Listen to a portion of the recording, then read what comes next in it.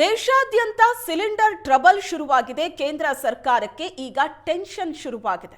ಪ್ರಧಾನಿ ನರೇಂದ್ರ ಮೋದಿ ಭೇಟಿಯಾದ ಪೆಟ್ರೋಲಿಯಂ ಸಚಿವ ಮೋದಿ ಜೊತೆ ಚರ್ಚೆ ನಡೆಸ್ತಾ ಇದ್ದಾರೆ ಹರ್ದೀಪ್ ಸಿಂಗ್ ಪುರಿ.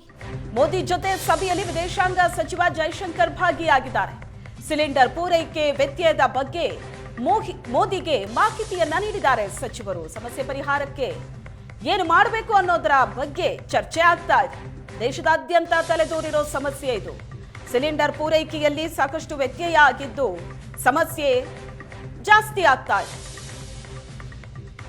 ಹೋಟೆಲ್ಗಳ ಪರಿಸ್ಥಿತಿ ಹೇಗಿದೆ ಅಂದ್ರೆ ಹೋಟೆಲ್ಗಳನ್ನ ಬಂದ್ ಮಾಡಬೇಕು, ಬೇರೆ ದಾರಿ ಇಲ್ಲ ಅಂತ ಅನಿವಾರ್ಯ ಪರಿಸ್ಥಿತಿಯಲ್ಲಿ ನಾವಿದ್ದೀವಿ ಅಂತ ಹೋಟೆಲ್ನ ಮಾಲೀಕರು ಹೇಳ್ತಾ ಇದ್ದಾರೆ.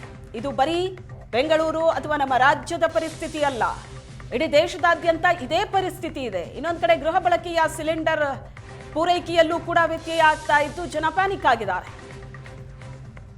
ಅಡುಗೆ ಅನಿಲ ಸಿಕ್ಕಿಲ್ಲ ಅಂದ್ರೆ ಪರಿಸ್ಥಿತಿ ಹೇಗೆ ಅಂತ. ಮತ್ತೊಂದು ಕಡೆ ಹೋಟೆಲ್ನವರಿಗೂ ಕೂಡ ಸಿಲಿಂಡರ್ಗಳ ಪೂರೈಕೆ ಆಗ್ತಾ ಇಲ್ಲ. ಅರ್ಧಕ್ಕರ್ಧ ಸಿಲಿಂಡರ್ ಪೂರೈಕೆಯಲ್ಲಿ ಅಭಾವ ಆಗಿದೆ. ಈಗ ಮೋದಿ ಜೊತೆ ಇದೇ ವಿಚಾರವಾಗಿ ಸಚಿವರು ಚರ್ಚೆ ಮಾಡ್ತಿದ್ದಾರೆ. ಪರ್ಯಾಯ ವ್ಯವಸ್ಥೆಯನ್ನ ಮಾಡೋದಕ್ಕೆ ಕೇಂದ್ರ ಸರ್ಕಾರ ಮುಂದಾಗಿದೆ. ಮತ್ತೊಂದು ಕಡೆ ಉತ್ಪಾದನೆಯನ್ನ ಹೆಚ್ಚು ಮಾಡುವಂತೆ ತೈಲ ಕಂಪನಿಗಳಿಗೆ ಸರ್ಕಾರ ಸೂಚನೆ ಕೊಟ್ಟಿದೆ. ಇನ್ನೊಂದು ಕಡೆ ಪರ್ಯಾಯ ವ್ಯವಸ್ಥೆ ಏನೇನು ಮಾಡಬೇಕು ಅದ್ರ ಬಗ್ಗೆ ಸರ್ಕಾರ ಚಿಂತನೆ ನಡೆಸಿದೆ.